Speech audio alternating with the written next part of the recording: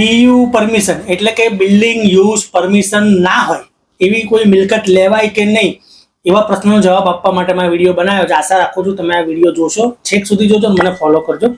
આ જે વિડીયો મેં શેના ઉપરથી બનાવ્યો છે કે મારા સબસ્ક્રાઇબર મિત્રએ મને સવાલ કર્યો છે. સવાલ એવું છે કે બીયુ પરમિશન વગરની મિલકત લેવાય કે નહીં, કેમ કે પ્રોપર્ટી ઘણી જૂનું છે અને આજુબાજુમાં બીયુ પરમિશન છે, ફક્ત એક બ્લોકમાં નથી, તો શું એ મિલકત ખરીદાય કે નહીં? તો સ્પષ્ટ ના પાડું છું, આ મિલકત ના ખરીદાય.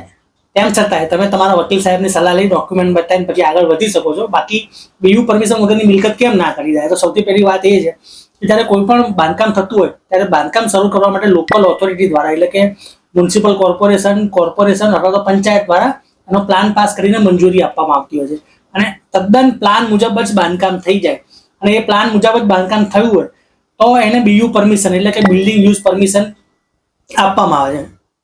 પ્લાન મુજબનું બાંધકામ અને આજુબાજુ જે પણ ઓથોરિટીની જે મંજૂરી લેવાની થતી હોય એવી મંજૂરી લીધી હોય પછી તમને બીયુ પરમિશન મળે છે. બીયુ પરમિશનનો મતલબ એવો થયો કે આ મકાન છે એ સુરક્ષિત રીતે રહેવા લાયક છે ને એમાં કોઈ પણ જાતના લીગલ કોમ્પ્લિકેશન છે નહીં. હવે બીયુ પરમિશન ના મળી હોય તો એનું કોઈને કોઈ કારણ હોય, એના કારણે જ સરકાર દ્વારા એને બીયુ પરમિશન આપેલી ના હોય. એટલા માટે તમારે બીયુ પરમિશન વગરની મિલકત લેવાય નહીં, કારણ કે બીયુ પરમિશન ના હોય ને તો બીજા ઇલેક્ટ્રિક કનેક્શન, ગેસ કનેક્શન સહિતના ઘણા બધા જે તમારે સુવિધાઓ લેવાની હોય સરકારી, એ બધામાં તમને તકલીફ પડી શકે છે. એટલે બીયુ પરમિશન વગરની મિલકત લેતા પહેલા 7 વખત વિચારી લેવું જોઈએ અને તમારા વકીલ સાહેબની સલાહ લેવી જોઈએ.